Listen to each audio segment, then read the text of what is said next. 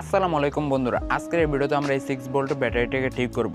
এই ব্যাটারিটি চার্জ নিচ্ছে না। এই ব্যাটারিটির কী সমস্যা সেটি আজকে আমরা দেখব। এটি একটি অল্টন কোম্পানির ব্যাটারি।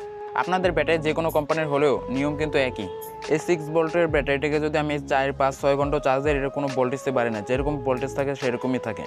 এই ব্যাটারিটিকে এখন আমরা ঠিক করব। চলুন দেখা যাক কীভাবে ঠিক করতে হয়।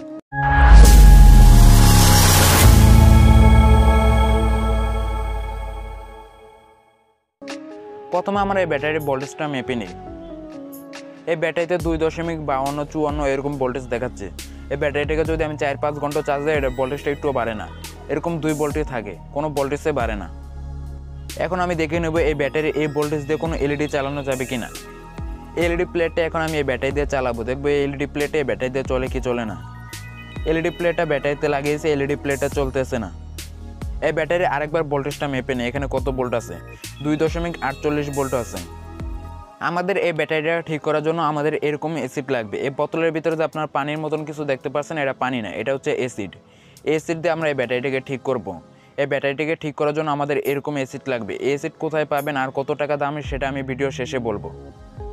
এই বোতলের থেকে অ্যাসিডটা ব্যাটারিতে ঢোকানোর জন্য আমাদের এরকম সিরিজ লাগবে। এই সিরিজটা আপনারা যে কোনো মেডিসিনের দোকানে পেয়ে যাবেন, যেটাকে আপনার ফার্মেসিও বলেন। ফার্মেসির দোকান থেকে এই সিরিজটা আপনারা 5 টাকা দিয়ে পেয়ে যাবেন। এই সিরিজটার দাম 5 টাকা। অ্যাসিড কোথায় পাবেন আর কত টাকা দাম সেটা আমি ভিডিও শেষে বলবো। আমাদের এই ব্যাটারিতে 2.52-53 ভোল্টেজ আছে। এখন আমরা এটার ভিতরে অ্যাসিড ভরবো। অ্যাসিড ভরে তারপর আবার ভোল্টেজটা মাপবো, দেখবো কোনো পরিবর্তন হয়েছে কিনা। এভাবে এই ঢাকনাটা খুলবেন। এই ঢাকনাটাকে আপনারা সাবধানে খুলবেন। এখানে বেশি শক্তি খাটালে ঢাকনাটা ভেঙে যাবে। এটা অনেক শক্তভাবে লাগানো থাকে। এখন এখানকার এই 3টি রাবার খুলে নিতে হবে। এই 3টি ঘরের ভিতরে 2 ভোল্ট 2 ভোল্ট করে থাকে। এই 2 ভোল্ট 2 ভোল্ট করে আমাদের এই 6 ভোল্ট ব্যাটারিটা হয়।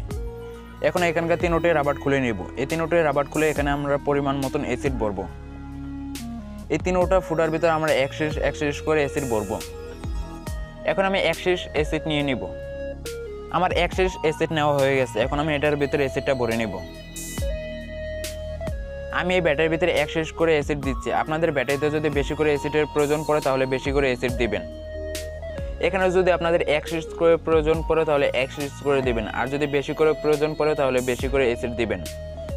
এই প্রথম ঘরটাতে আমার অ্যাসিড ভরা হয়ে গেছে। এখন আমি বাকি যে 2টি ঘর আছে সেই 2টিতে অ্যাসিড ভরে নিব। পরিমাণ মতন অ্যাসিড আপনারা ভরে নেবেন। যেতটুকু প্রয়োজন পড়ে সেতটুকু আপনারা ভরবেন। বেশি প্রয়োজন পড়লে বেশি দিবেন, আর কম প্রয়োজন পড়লে কম দিবেন। আমাদের দুটোটা ঘরের ভিতরে অ্যাসিড ভরা হয়ে গেছে, আর শুধুমাত্র আমাদের এই ঘরটা বাকি আছে। এই ঘরটার ভিতরে আমরা অ্যাসিড ভরে নিব। এটার ভিতরে আমাদের অ্যাসিড ভরা হয়ে গেছে। আপনাদের যেতটুকু অ্যাসিডের প্রয়োজন পড়ে সেতটুকু দিবেন। আমরা দেখতে পাচ্ছি আমাদের এই 2টি ঘরের ভিতরে আরও অ্যাসিড লাগবে, আর এক সিরিজ অ্যাসিড আমরা এই দুটোটা ঘরের ভিতরে দিয়ে নিব। ব্যাটারিতে যদি বেশি করে অ্যাসিডের প্রয়োজন পড়ে তাহলে বেশি করে অ্যাসিড দিবেন। এখন আমাদের এই ব্যাটারি 3টা ঘরের ভিতরে সমান মাপের অ্যাসিড আছে। এখন আমরা এই ব্যাটারির ভোল্টেজটা মেপে নিব।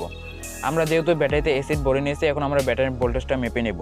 ব্যাটারিতে তেমন কোনো পরিবর্তন হয়নি। আগে যেরকম ভোল্টেজ আসছিল সেরকমই আছে ভোল্টেজ। এখন আমরা ব্যাটারি যা কিছু খুলেছি সব কিছু আবার লাগিয়ে নিব। রাবার কাবার যা কিছু আছে সব কিছু লাগিয়ে নিব। এখন আমরা আবার এলইডিটা চালানোর চেষ্টা করবো। দেখবো এলইডিটা চলে কি চলে না। এলইডিটা চলতেছে না, এলইডি চলে না। এখন আমরা ব্যাটারিটাকে চার্জ দিয়ে নিব। এই 6 ভোল্টের ব্যাটারি ভালো ফল পাওয়ার জন্য কমপক্ষে 6 ঘন্টা চার্জ দিতে হয়। আমরা এই ব্যাটারিটাকে 1 ঘন্টা চার্জ দিয়ে দেখবো এটার কতটুকু ভোল্টেজ বাড়ে। আমরা এই ব্যাটারিটাকে 1 ঘন্টার জন্য চার্জে দিয়ে দিব। আমাদের এই ব্যাটারিটাকে আধা ঘন্টার মতন চার্জ দেওয়া হয়ে গেছে। এখন আমরা এটা ভোল্টেজটা মাপি। এখানে 3.70, 80, 85 এরকম ভোল্টেজ দেখাচ্ছে। আপনাদের ব্যাটারি যদি আধা ঘন্টা 1 ঘন্টা চার্জ দেওয়ার পরে যদি কোনো ভোল্টেজ না বাড়ে তাহলে আপনার ব্যাটারির কানেক্টরটাকে উল্টিয়ে দেখতে পারেন।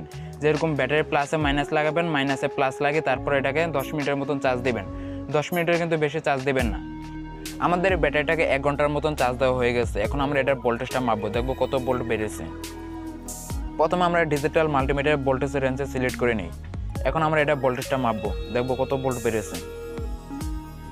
এখানে 4.14 ভোল্ট দেখাচ্ছে।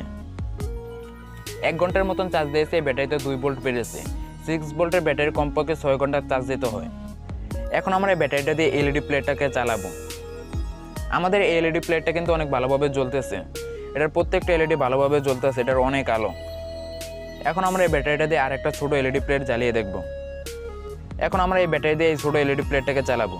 এলইডি প্লেটটা কিন্তু অনেক ভালোভাবে জ্বলতেছে, এটার প্রত্যেকটা এলইডি অনেক আলো দিচ্ছে। আমাদের ও এলইডিটাও অনেক ভালোভাবে জ্বলেছে, এলইডিটাও অনেক ভালোভাবে জ্বলেছে, দুটোটি এলইডি ভালোভাবে জ্বলেছে। এখন আমি আপনাদেরকে বলি এই সেটটা আপনারা কোথায় পাবেন আর কত টাকা দাম হবে।